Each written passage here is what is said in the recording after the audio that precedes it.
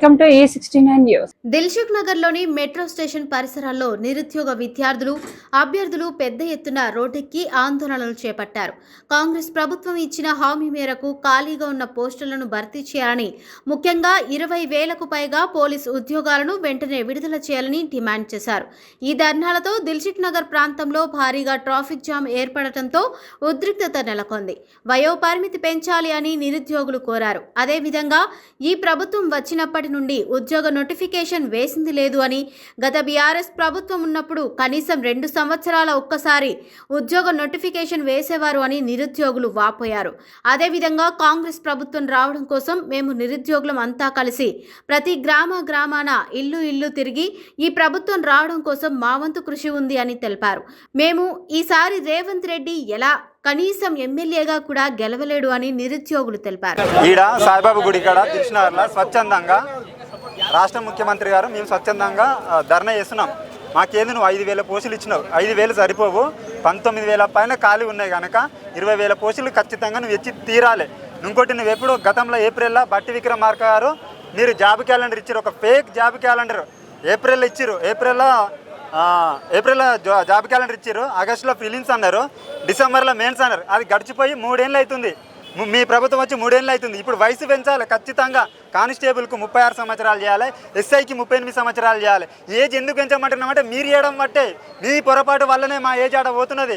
నువ్వు గతంలో నువ్వు 2 సంవత్సరాల కింద నువ్వు జాబ్ క్యాలెండర్ ఇచ్చినప్పుడే కదా మాకు ఏజ్ వస్తాను మేము అక్కడ ప్రిపరేషన్ స్టార్ట్ చేసినాం.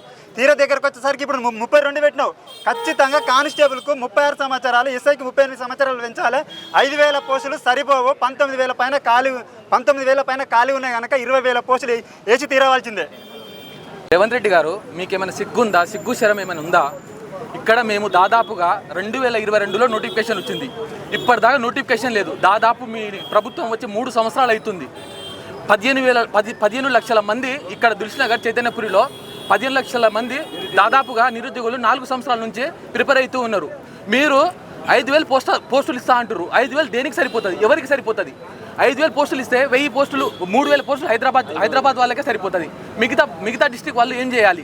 మీకు ఏమైనా కొంచెం వాళ్ళకి మళ్ళీ కేటగిరీస్ వైజ్ కూడా ఒక పోస్ట్ కూడా చక్కగా రాదు.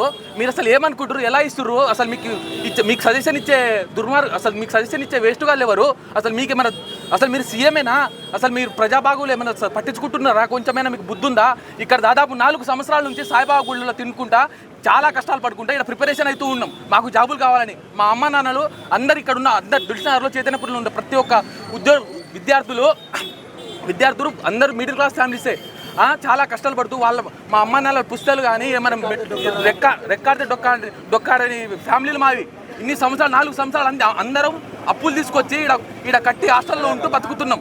కనీసంగా మాకు హాస్టల్లో ఉండడానికి పైసలు కూడా లేవు. ఇప్పుడు 4 సంవత్సరాల నుంచి ప్రిపేర్ అవుతున్నాం. ఇంకా ఎన్ని సంవత్సరాలు నీ వల్ల నువ్వు వస్తే మాకు బాగుపడతాయి అని మేము మా ప్రతి ఇంట్లలో పోయి కాంగ్రెస్ పార్టీ తెచ్చుకున్నాం. మా ఊర్లలో పోయి మేము ఓట్లేమని మా ఊర్లలో పోయి మేమందరం పోయి ఓట్లేయండి, కాంగ్రెస్ పార్టీకి వస్తే ఓటేస్తే మాకు జాబులు వస్తాయని మేము పోయి కాళ్ళల్లో పడ్డాం.